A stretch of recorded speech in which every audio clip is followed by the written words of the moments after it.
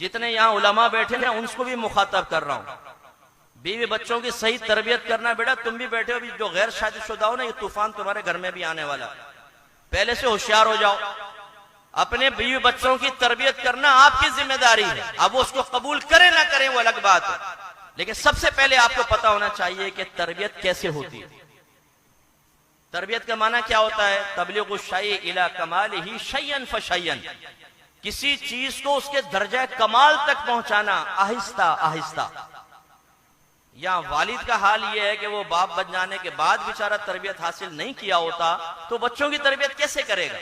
माँ बहन की गालियां वो बके, नमाजें वो कजा करे, हराम वो कमाए और बच्चों का जहन बनाए कि बेटा आज हलाल में कुछ नहीं होता।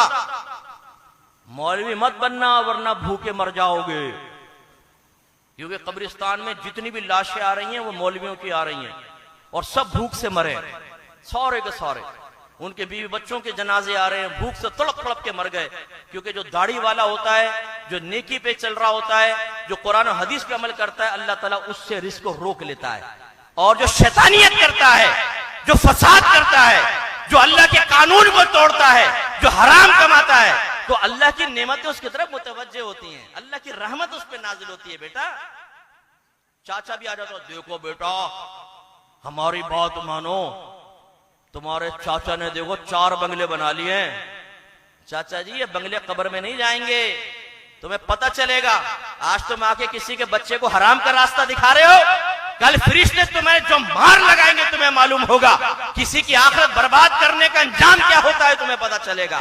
यहां तुम आके मशवरा देते हो, अगर माँ बाप राजी भी हो जाए कि बच्चे को आलिम बनाए, मुफ्ती बनाए, तुम्हें क्या तकलीफ होती है? तुम घुस जाते हो बीच में।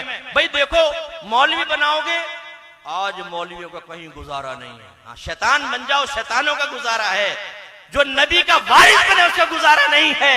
आपके नबी इरशाद फरमाते हैं अल उलमा वरसतुल अंबिया, उलमा नबी के वारिस हैं। वारिस नबी तो ख्वार हो जाएगा और ये जो शैतान का वारिस बना हुआ ये आबाद हो जाएगा। जब मैं माहौल में आया तो मेरे भाई के दोस्तों ने मेरे भाई को समझाया कि भैया तेरे भाई को क्या हो गया, मौलवी बन रहा है, इसको समझाओ। अभी ये इसकी उम्र नहीं है मौलवी बनने की। मौलवी बनने की उम्र कब है? जब बिल्कुल यूं हो जाए ना, कौन आया तब मौलवी बनना। जवानी में कोई मौलवी बनते हैं? जब पेट में हाथ नहीं, मुंह में दांत नहीं, तब मौलवी बनते। इनके नजदीक, आपकी बात नहीं कर रहा हूं, इन लोगों के नजदीक। मुझे कहा कि अपने भाई से कहो अभी तो जवान है, अभी क्या कर रहे है? मेरे भाई ने जवाब दिया, देखो अगर हमें अमल की तौफीक नहीं है ना तो हम किसी को रोकेंगे भी नहीं। ये जवाब मेरे यहां फिट है। अभी तक कितने साल हो गए, लेकिन अच्छा जवाब दिया। खुदारा आप में अगर कोई ऐसा बैठा हो जो दीन के लिबादे में दीन का दुश्मन हो, जो दीमक की तरह अपने दीन को चाट रहा हो और उसको खत्म करना चाहता हो, दीन की इमारत गिराना चाहता हो, गलत मशवरों के साथ अपने बच्चों को रोकने की वजह से, दूसरों को गलत मशवरा देकर उनके बच्चों को रोकने की वजह से आखिरत बर्बाद हो जाएगी। याद रखो, जिसने दीन के खिलाफ, उलमा के खिलाफ कभी भी कोई काम किया वो कभी राहत नहीं पाएगा। आपके नबी ने इरशाद फरमाया, आलिम बनो या इल्म सीखने वाले बनो या आलिम की सोबत में रहने वाले बनो या आलिम से मोहब्बत करने वाले बनो। फिर फरमाया 5 में मत बनना वरना हलाक हो जाओगे। उलमा का मजाक उड़ाने वाले, उलमा की लेग पुलिंग करने वाले, सोशल मीडिया पे उनके जोक्स बनाने वाले, वो सब के सब हलाक होंगे, आपके नबी ने फरमाया। तो अब ये औलाद की तरबियत अगर नहीं की, अल्लाह ताला बरोज़ क़यामत क्वेश्चन करेगा। आप और मैं भी जरा सोचें, हमने क्या अपनी औलाद की तरबियत की है? ऐसा तो नहीं उन्हें हराम खिला रहे हैं, ऐसा तो नहीं बच्चा पड़ा हुआ सो रहा है हम फजर में उठा नहीं रहे हैं। अल्लाह ताला फरमाए, वअमुर अहलका बिस्सलाति वस्तबिर अलैहा ला नसअलुका रिज़्क़न नहनु नरज़ुकुक। अपने घर वालों को नमाज का हुक्म दे और खुद भी उस पर साबित कदम रहे। हम तुमसे रिस्क का सवाल नहीं करते, रिस्क तो हम तुम्हें अता फरमाएंगे। तो अपने बीवी बच्चों को की तरबियत करना जरूरी है और इल्म के बगैर होगा नहीं। और नहीं करेंगे तो बरोज़ क़यामत इस नेमत के बारे में भी क्वेश्चन किया जाएगा।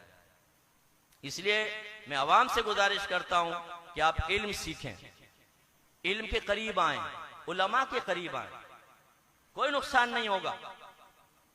अगर आप ये समझते हैं कि दीन के करीब आने से नुकसान होगा तो ये बेवकूफ़ी की बात है। खुदा की कसम आप दीन के करीब आए, अल्लाह ताला आपको बड़ी बरकत से नवाजेगा।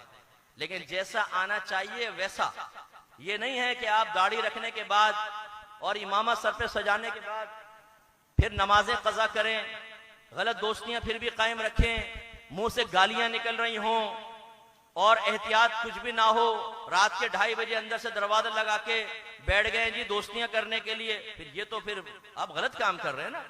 वो तो कोई बगैर दाढ़ी वाला करे या दाढ़ी वाला करे, दोनों नुकसान का बाइस है। सही दीन की तरफ आए, सही दीन को अपने ऊपर नाफिज करें, अल्लाह तबारक व तआला आपको बरकत से नवाजेगा।